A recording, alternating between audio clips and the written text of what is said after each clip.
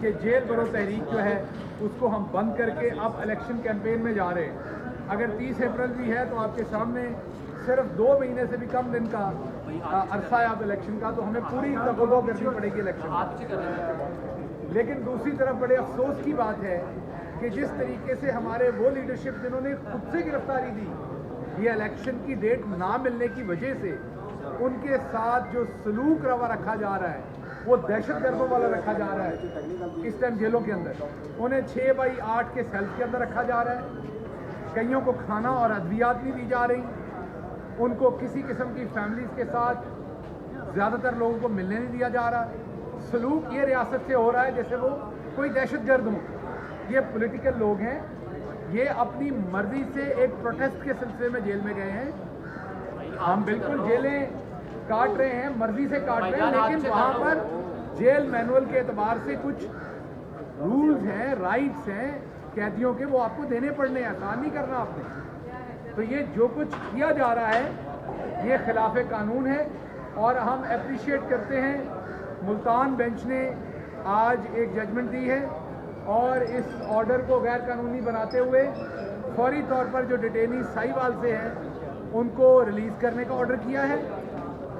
यहाँ पर भी इंशाल्लाह बहुत जल्दी हम मंडे की हमें डेट मिली है, मंडे को हम अपना केस प्लीड करेंगे और अपने तमाम लीडर्स और वर्कर्स को बाहर लेके जाएंगे। लेकिन जो कुछ ये हुकूमत कर रही है, जिस तरीके के हथकंडे ये इस्तेमाल कर रहे हैं जेल के अंदर हमारे लोगों के साथ, वो शर्मनाक बात है। देखिए ये वक्त गुजर जाता है, वक्त कैसा भी हो वो गुजर जाता है, लेकिन याददाश्त रहती है। बाहर आके बड़ी बड़ी बातें सुनाई जाती हैं। मैं मियां नवाज शरीफ साहब को 3 दफ़ा मिला था जेल में जाकर, जब वो इलाज नहीं करवा रहे थे उनको राज़ी करने के लिए। यहाँ किसी शख्स के कपड़े उतने अच्छी तरह से इस्त्री नहीं है जितने जेल के अंदर उनके इस्त्री होते थे। वास्कट पहनी होती थी और अच्छी बात है, मैं कोई बुरी बात नहीं कह रहा। अब मुझे ये नहीं पता कि वो हमारी बाजी करके देती थी फ्राइंग पैन से या वो किसी इस्त्री से होते थे, लेकिन माशाल्लाह बेहतरीन हालत में वो होते थे। हम ये कह रहे हैं कि वो सलूक करें जो इंसान इंसानों के साथ करते हैं, जो सियासतदान सियासतदानों के साथ करते हैं। ये चबले ना मारें जो आप मार रहे हैं माजरत के साथ। ये असी पंजाबी कहते हैं पाथियां भन्या वैर नहीं जाता। अगर 2 दिन और गंद मार लोगे तो उहदे नाल साडे नज़रिए को कोई फर्क नहीं पै जाना। अगर 2 दिन आप और हमारे लोगों को जो सियासी कैदी हैं उन्हें आप 2 दिन 4 दिन और तंग कर लेंगे तो आप असल में अपनी असलियत दिखा रहे हैं, आप अपनी औकात दिखा रहे हैं, आप अपना ज़र्फ दिखा रहे हैं। इससे उन कैदियों को फ़र्क नहीं पड़ना, गुजर ही जाएगा उनका वक्त। नींद तो सूली पे भी आ जाती है, वक्त कट ही जाता है, लेकिन वो किसी और मुल्क के शहरी नहीं है, वो इसी मुल्क के शहरी हैं। उन्हें तमीज़ और तहजीब के साथ वहाँ पर उनके साथ जो सलूक है वो बहुत ही बुरा सलूक रवा रखा गया है। इसका मैं शदीद प्रोटेस्ट करता हूँ और हम अदालत के सामने भी ये रख चुके हैं केस और इंशाल्लाह मंडे को जो तारीख पड़ी है उसमें मज़ीद चीज़ें रखेंगे। अब मैं आता हूँ इलेक्शन की तरफ। सदर ममलकत ने 30 अप्रैल की डेट दी है। ये थोड़ी सी परेशानी की बात हमारे लिए है कि मेरा ख्याल 14 तारीख को 90 दिन पूरे हो जाने थे। हटदर्मी करके, पूरी हटदर्मी करके इस इलेक्शन को डिले किया गया। हर वो शख्स जो रिस्पॉन्सिबल था टाइम पे इलेक्शन कराने का, उसने आइन शिकनी की।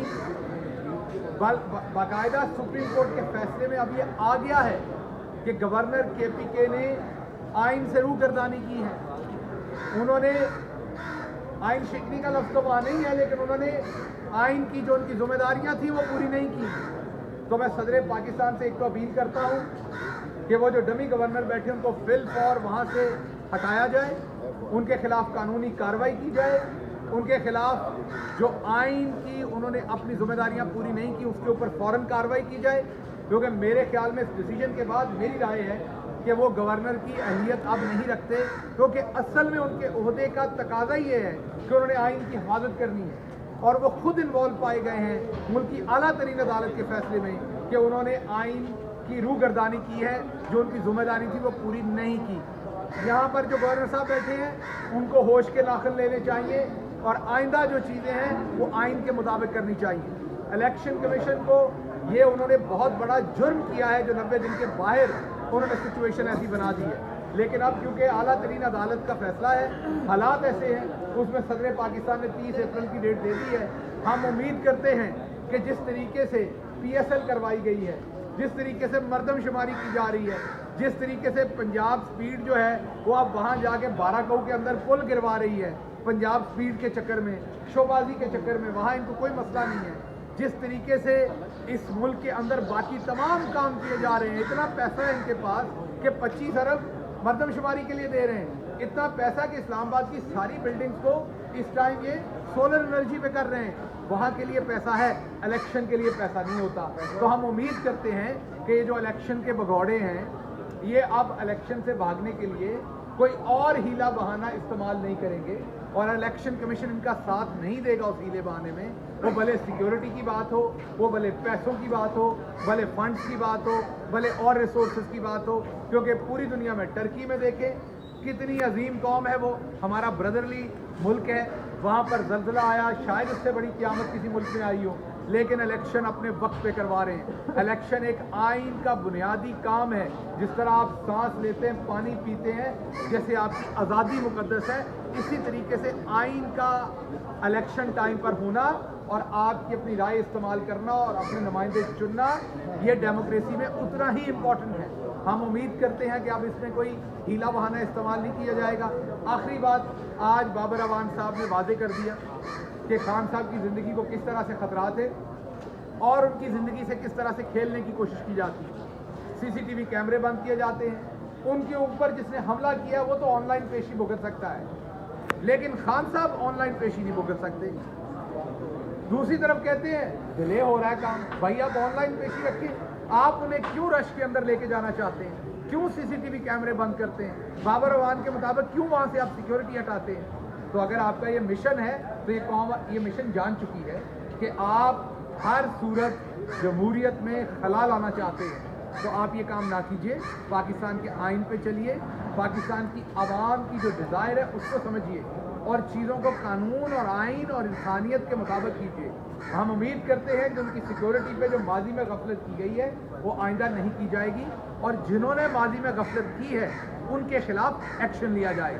کوئی سوال؟ اچھا جی، فواد چودھری صاحب کی ایک آڈیو لیک ہوئی ہے، اس میں ٹرک کا ذکر کیا جا رہا ہے، تو وہ کون سا ٹرک ہے اور کس طرف اشارہ کیا جا رہا ہے؟ کیا آپ کو سباق ہٹ کر جو ہے بات کی جا رہی ہے؟ اچھا پھر آپ میں فواد کیونکہ میرا بھائی بھی ہے، دوست بھی ہے، میں حضرت تفنن کو بات کر دیتا ہوں. سارا دن آپ ہیڈ لائن چلاتے ہیں، پچھلی دفعہ آپ نے منڈیلا والی ہیڈ لائنیں چلائیں، سوال آپ پوچھتے ہیں حضرت تفنن، جواب اس کا. تو پہلا حصہ سیریس ہے، دوسرا حصہ مذاق ہے. پہلا سیریس حصہ یہ ہے کہ فواد چودھری کو جتنا میں جانتا ہوں، ان کے بولنے کا اسٹائل، ان کی آواز، یہ پتہ چلا ہے کہ اسپین سے آج کل سافٹ ویئر خریدا گیا ہے. یہ مجھے جو پتہ چلا اڑتا یہ اسی کا شاخسانہ ہے.